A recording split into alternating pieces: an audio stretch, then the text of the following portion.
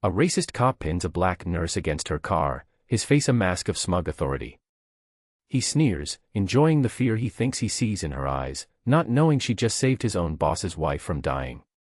But that cop, a man who built his career on intimidation and prejudice, has just made the biggest mistake of his life. This is the story of how one man's towering arrogance led to his complete and total destruction. The night air is thick and heavy, clinging to the city like a shroud. It smells of rain that refuses to fall, of exhaust fumes and simmering discontent. For Maya Washington, it smells like the end of a 16-hour shift. Her bones ache with a weariness that feels cellular, a fatigue that has settled deep into her marrow. The scrubs she wears, a cheerful pattern of cartoon animals meant to soothe sick children, feel like a lead blanket. Her car, a 10-year-old sedan with a persistent rattle, is an island of sanctuary in the sleeping city. The streetlights bleed together, yellow tears streaking across her windshield. She blinks, trying to focus. Just a few more miles. Just home. A bed. Sleep. Then, the world explodes in red and blue. Flashing lights strobe in her rearview mirror, a violent, synthetic pulse against the quiet dark. A siren shrieks, a predator's cry that rips the peace to shreds. Maya's heart leaps into her throat, a frantic bird beating against her ribs. She pulls over immediately, her hands gripping the steering wheel. The fabric of the wheel is worn smooth, a testament to years of careful driving, of following every rule. She has done nothing wrong. She knows this with the certainty of a saint. But certainty is a fragile thing for a black woman alone on a dark road with a police car behind her. A spotlight floods her car, blinding her, pinning her like an insect under a microscope. She squints, raising a hand to shield her eyes. In the side mirror, a silhouette detaches from the patrol car. It is a large silhouette, broad and imposing. It moves with a swagger, a slow, deliberate gait that is not about caution, but about power. This is a man who owns the ground he walks on. The footsteps crunch on the gravel of the shoulder, each step a countdown. Tap. Tap. Tap. The window of her world is filled by a face. It is a face carved from granite and prejudice. The man is Officer Miller. His name is stitched in severe blue thread above his pocket, but his essence is written in the hard set of his jaw and the cold dismissal in his eyes. He is a man who sorted the world into two categories the day he was born, people like him, and problems to be dealt with. He raps his knuckles on her window, a sharp, impatient sound. It is not a request.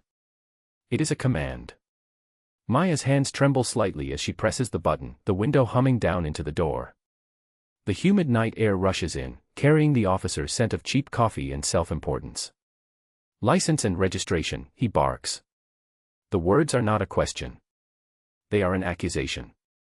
Of course, officer, Maya says, her voice steady despite the tremor in her hands. She has practiced this.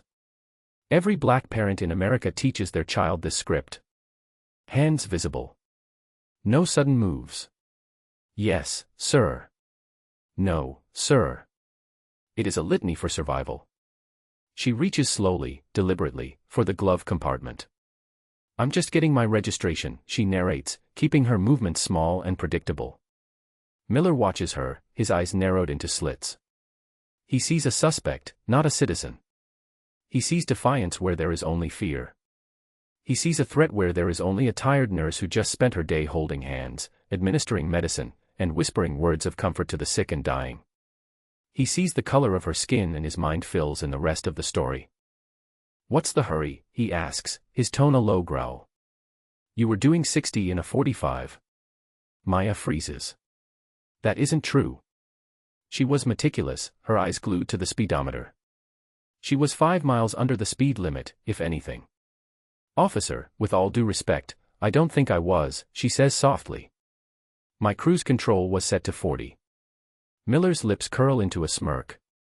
It is the smirk of a man who has never been successfully contradicted in his life. Is that so, he says, leaning down, invading her space. My radar must be broken then. Or maybe your cruise control is just as faulty as your memory. He shines his flashlight into her car, the beam dancing over the passenger seat, the floor mats, her face. It lingers on the stethoscope lying on the seat next to her. It pauses on the hospital ID clip to the collar of her scrubs. Maya Washington, RN. Cardiac Care Unit. The light moves on, dismissive. Those details do not fit the narrative he has already written. She hands him her license and registration, her fingers brushing his. His skin is coarse and cold. He takes the documents without a word and walks back to his patrol car, leaving her bathed in the relentless, pulsing lights. Minutes stretch into an eternity. Each flash of red is a heartbeat. Each sweep of blue is a cold wave of anxiety. She watches him in her mirror. He is talking to his partner, a younger officer who looks nervous, indistinct. A shadow in the passenger seat. Miller laughs. It is a sound that carries across the short distance, a harsh, ugly bark that makes the fine hairs on Maya's arms stand up. He is laughing at her. At her expense. The humiliation is a hot coal in her stomach. He returns to her window, holding her license between two thick fingers as if it is something unclean. Maya Washington, he says, tasting the name, spitting it out. You got a reason to be in this neighborhood so late at night. This neighborhood. It is a quiet, tree-lined street of respectable houses. It is also predominantly white. The question hangs in the air, thick with insinuation. I live 2 miles from here, officer, she says, her voice tight. I'm on my way home from work. Work, he repeats, drawing the word out. He taps his flashlight against her ID. You're a nurse. Yes, a registered nurse at City General. City General, he muses. Lot of drugs in a hospital. Easy to get your hands on things, I bet. The accusation is so baseless, so venomous, it takes her breath away. I don't know what you're implying, officer. I'm not implying anything, Miller says, his voice dropping to a conspiratorial whisper that is more threatening than a shout. I'm just saying. It's late. You're speeding. You seem agitated. Maybe I should have a look around your vehicle. This is the pivot. The moment the script changes. This is no longer a traffic stop. It is a fishing expedition, and she is the bait. You have no probable cause to search my car, she says, the words tasting like ash in her mouth. She knows her rights, but she also knows that, in this moment, on this road, her rights are a theoretical concept. Miller's face darkens. The smirk vanishes, replaced by a mask of cold fury. He hates it when they know the words. It complicates things. It makes the game less fun. I'll be the judge of that, he says. Step out of the car. Now. The command is a physical force. Maya hesitates for a fraction of a second. A universe of injustice flashes before her eyes. The hesitation is all the justification he needs. He reaches in, his hand grabbing her arm. His grip is like iron. I said, out of the car, he roars, his face inches from hers. Spittle flies from his lips, landing on her cheek. He yanks her from the driver's seat. She stumbles onto the gravel, her worn sneakers scraping against the stones. The world is a dizzying kaleidoscope of red and blue light. He shoves her against the side of her own car. The cold metal bites into her cheek. The impact sends a jolt of pain through her tired body. You want to play lawyer with me, he hisses in her ear, his breath hot and foul. Let's see how you feel after a night in a holding cell. We'll tear this piece of junk apart. I guarantee we'll find something. His partner, Officer Davis, is out of the car now. He stands a few feet away, a silent, useless observer. His face is pale in the flashing lights, his expression unreadable, but his inaction speaks volumes. He is complicit. A willing witness to the abuse. What is your problem? Maya gasps, the words a mixture of pain and outrage. My problem, Miller says, pressing her harder against the car, is people like you. Coming into our neighborhoods, thinking you own the place. Thinking you're better than us. It is the poison at the heart of it all. The raw, unfiltered bigotry that his badge gives him license to express. He is not just a cop. He is a gatekeeper, and she has crossed into his territory. I saved a woman's life tonight, Maya whispers, the words meant for herself more than for him. A reminder of who she is, even as he tries to strip it all away. She had held a woman's hand as her heart faltered, calmly giving orders, pushing the exact right drugs, bringing her back from the brink. The woman's name was Eleanor. She had kind eyes and a terrified husband who had gripped Maya's arm and called her an angel. Miller hears her whisper and scoffs. "Sure you did, sweetheart," he sneers. "And I'm the King of England. You probably lifted her wallet while you were at it." This is the line. The one that severs the last thread of her composure. To have her compassion, her very calling, twisted into something so ugly. It is a violation deeper than the physical assault. A fire ignites in her chest, burning away the fear, leaving behind a core of pure, unadulterated rage. She turns her head, her cheek scraping against the car's paint. She looks him directly in the eye. "You are making a mistake," she says, her voice no longer soft or pleading. It is low, cold, and sharp as a scalpel. A monumental mistake. Miller laughs again, that same ugly bark. He is enjoying this too much. The feeling of control. The power to diminish, to humiliate. "Oh, I'm shaking," he mocks. "What are you gonna do? Take my temperature." He pulls out his handcuffs. The metal clicks, a final, definitive sound.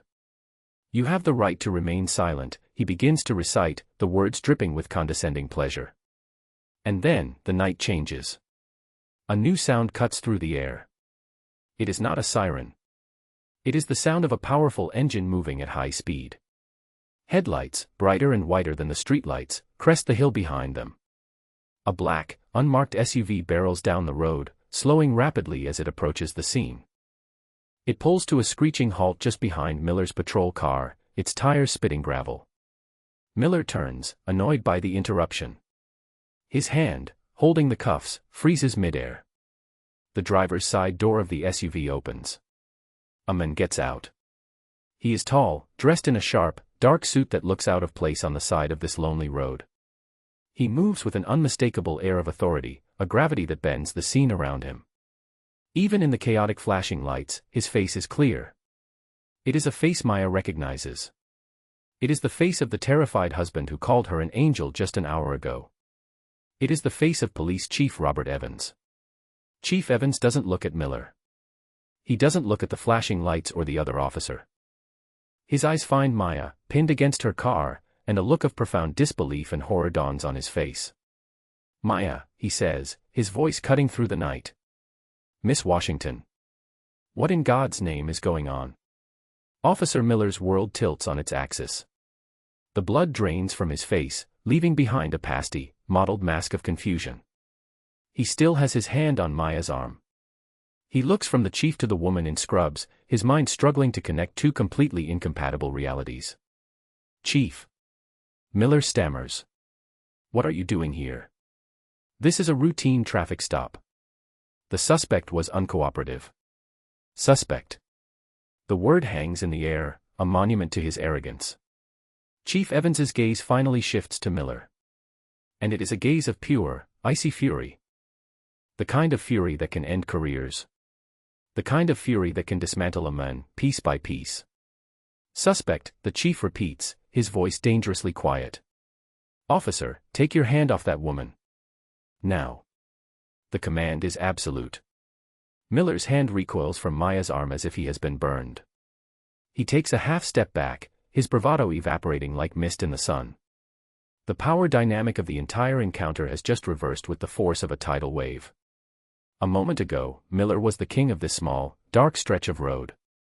Now, he is just a man in a uniform, sweating under the gaze of his master. "Chief, I don't understand," Miller says, his voice a pathetic whine. "She was speeding, acting erratically. I suspected she was under the influence." Chief Evans ignores him completely. He walks over to Maya, his expression a mixture of concern and profound apology. "Miss Washington. Are you all right? Did he hurt you?" "I'm fine, Chief Evans," Maya says, her voice shaking slightly, not from fear anymore, but from the sudden, jarring release of tension. She pushes herself off the car, straightening her scrubs. "My wife," the chief says, his voice thick with emotion. "Eleanor. The doctor said, they said you saved her life. That if you hadn't been there, so calm, so quick." He trails off, unable to finish the sentence. The pieces click into place in Officer Miller's head. The sound is like shattering glass. The nurse. The woman whose heroism he had mocked. The woman he had accused of stealing from her patients. The woman currently pressed against her car under threat of arrest. Is the personal savior of the police chief's wife. A cold dread, colder than any winter night, seeps into Miller's bones. He has not just made a mistake. He has committed career suicide. "Chief, I had no idea," Miller blurts out, desperation clawing at his voice. "If I had known who she was." He stops, realizing his error as the words leave his mouth. Chief Evans turns to him slowly. "If you had known who she was," the chief repeats, each word a chip of ice. "So, your conduct depends on the victim's connections. Is that what you're telling me, Officer Miller?" "No. No, sir, that's not what I meant." "Then what, precisely, did you mean?" the chief presses. "Because it sounds to me like you're admitting you would have treated her with respect if you knew she was important. But as a regular citizen. As a black nurse on her way home from work. She deserves to be dragged from her car and slammed against it." The chief's voice rises with every question, a crescendo of righteous fury. Miller is speechless. He opens and closes his mouth like a fish, but no sounds come out. The younger officer, Davis, looks like he wants the earth to open up and swallow him whole. "Officer Davis," the chief barks, not taking his eyes off Miller. Davis jumps. "Yes, Chief. Was your body camera active during this entire interaction?" Davis swallows hard. "Yes, sir. Both of ours were." A thin, cruel smile touches the chief's lips. "Excellent. Don't touch them. Don't turn them off. I want a record of every single second of this." He turns back to Miller. "Let me see your memo book, officer. I want to see the notes you took on this routine stop." Miller fumbles with his pocket, his thick fingers suddenly clumsy and useless. He produces a small, dog-eared notebook. The chief snatches it from his hand. He flips it open, his eyes scanning the page under the glare of the headlights. Vehicle swerving. Driver appeared agitated. Refused verbal commands. The chief reads the words aloud, his voice dripping with contempt. "These aren't notes, Miller. This is fiction. This is you building a case before you even spoke to her." "Sir, that's my assessment of the situation." "Your assessment," the chief roars, throwing the notebook to the ground. "Your assessment is worthless. It is compromised by your own rotten prejudice." He takes a step closer to Miller, invading his personal space just as Miller had done to Maya. "I was on the phone with my wife not 5 minutes ago," the chief says, his voice a low, menacing rumble. "She was telling me about the incredible nurse who saved her. A woman named Maya Washington. She told me you were probably on your way home, exhausted. She made me promise to find you and thank you personally. That's why I'm here, Miller. I was coming to find an angel. And instead, I find one of my own officers treating her like a piece of trash on the side of the road." The story is so perfectly, poetically damning that it leaves no room for lies or excuses. Miller is trapped. Cornered by a truth of his own making. "Dispatch," the chief says, turning away from Miller in disgust and speaking into the radio on his shoulder. "This is Chief Evans. I'm on scene at Officer Miller's traffic stop on Route 7. I want a supervisor out here immediately. And send another unit to give Miss Washington a police escort home. Her vehicle is to be left here for now.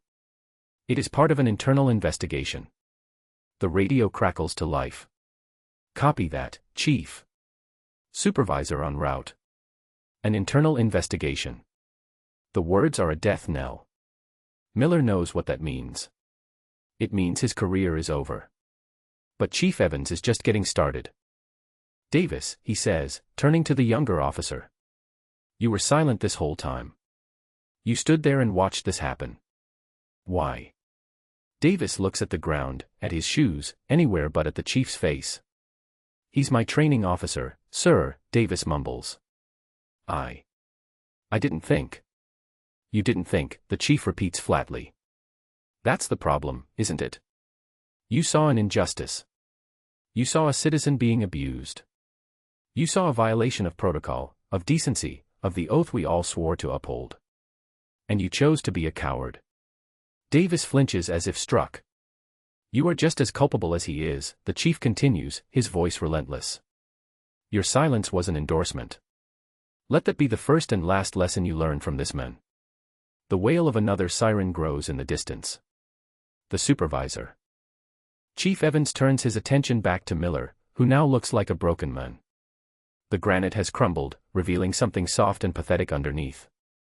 You know, Miller, the chief says, his voice now conversational, which is somehow more terrifying. I've seen your file. It's thick. Full of commendations for arrests. But it's also got a shadow file. The one we're not supposed to talk about. A dozen civilian complaints over the last 5 years. All of them eerily similar to this. All of them involving minority drivers.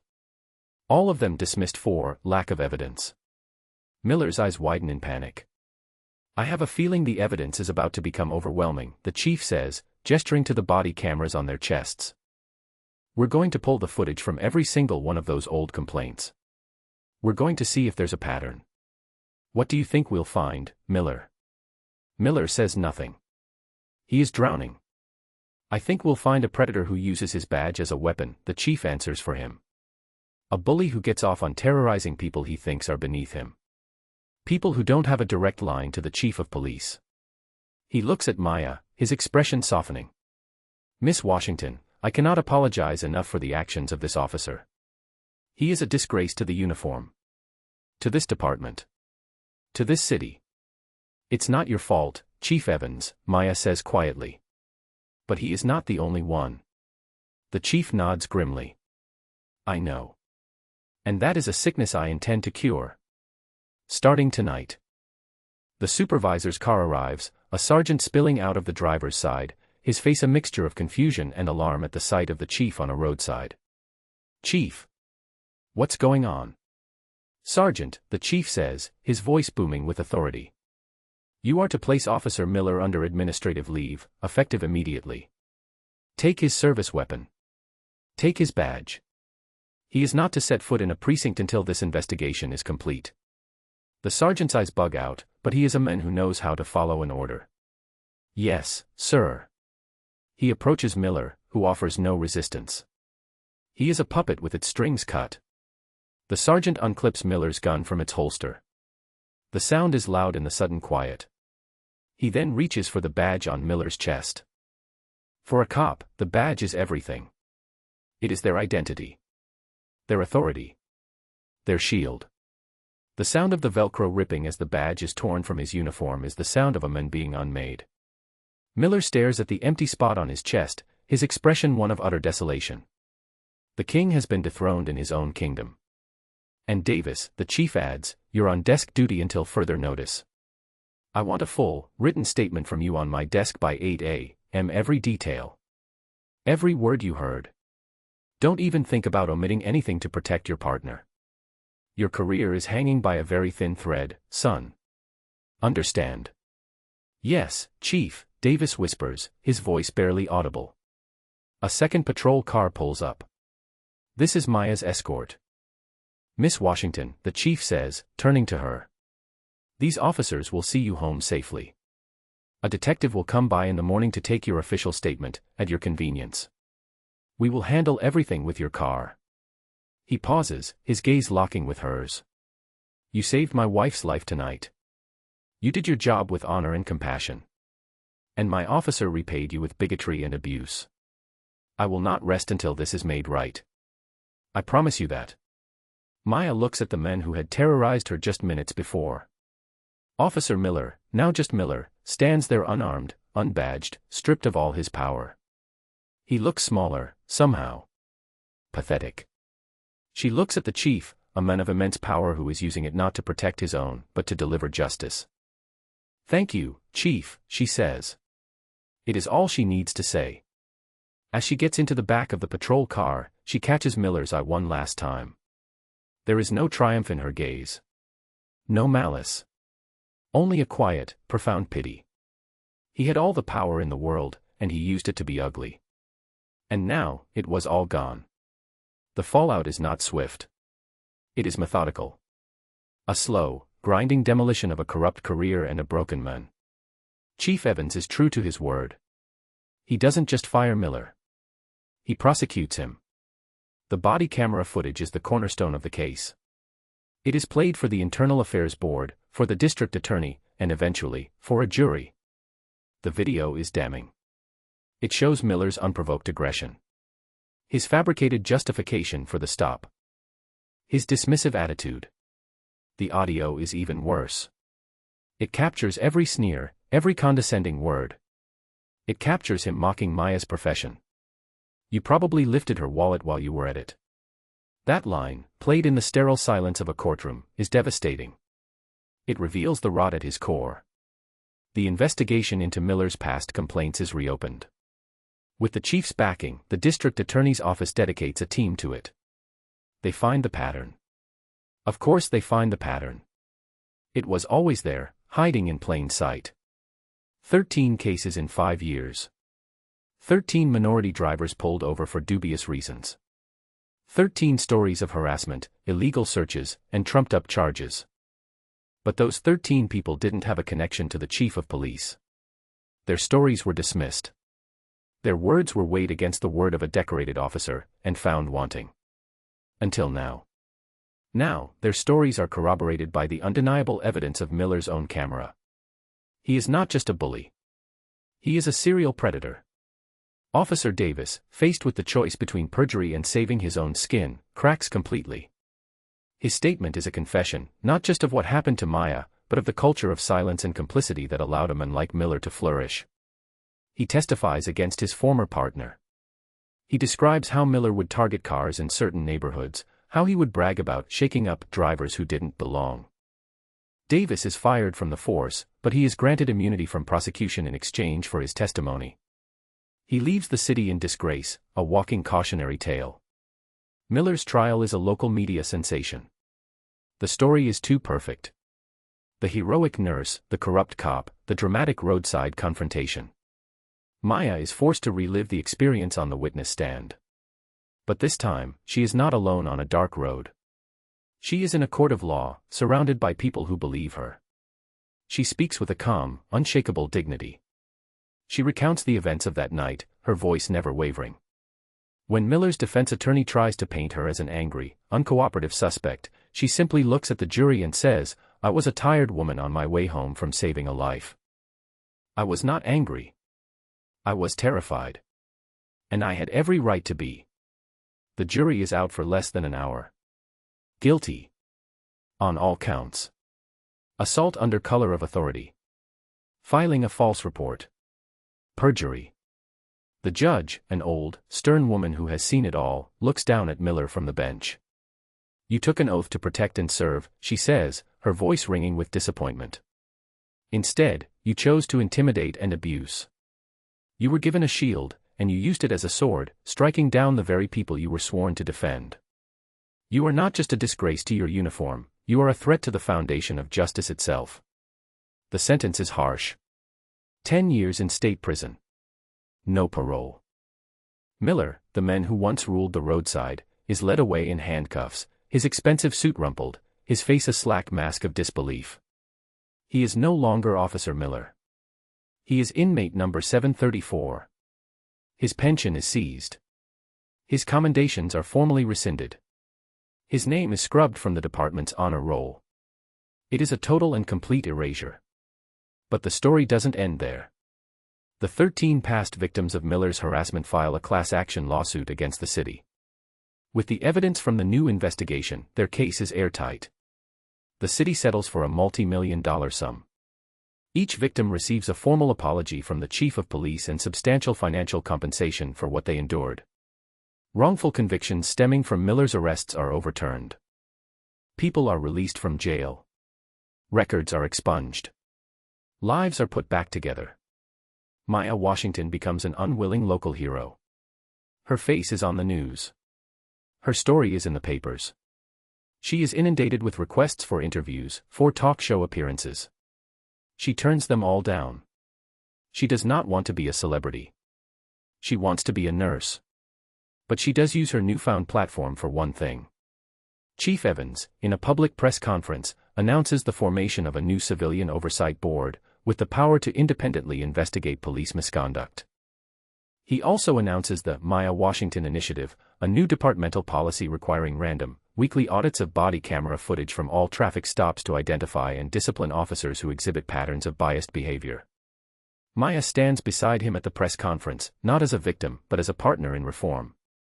The community, inspired by her quiet strength, rallies around her. A GoFundMe page is started to buy Nurse Maya a new car. It raises over $100,000 in 2 days. She uses the money to pay off her student loans and puts the rest into a fund to provide legal aid for victims of police misconduct. She keeps her old, rattling sedan. It is a reminder. 2 years later. The city is different. Not perfect, but better. The air in the new community center is warm, filled with the buzz of conversation and the smell of coffee. Maya Washington stands at a podium, looking out at a crowd of young nursing students. She no longer works in the cardiac unit. She is now the director of patient advocacy for the entire City General Hospital network. She wears a stylish blazer over a simple dress, but the same quiet fire burns in her eyes. She is telling her story. Not the story of the traffic stop. Everyone knows that one. She is telling the story of Eleanor Evans, of the delicate dance of medicine and compassion that brought a woman back to life. She is talking about the sacred trust between a caregiver and a patient. Your power, she tells the students, does not come from a badge or a title. It comes from your knowledge. It comes from your empathy. It comes from the trust your patients place in you. Never abuse it. And never let anyone make you feel small for wielding it.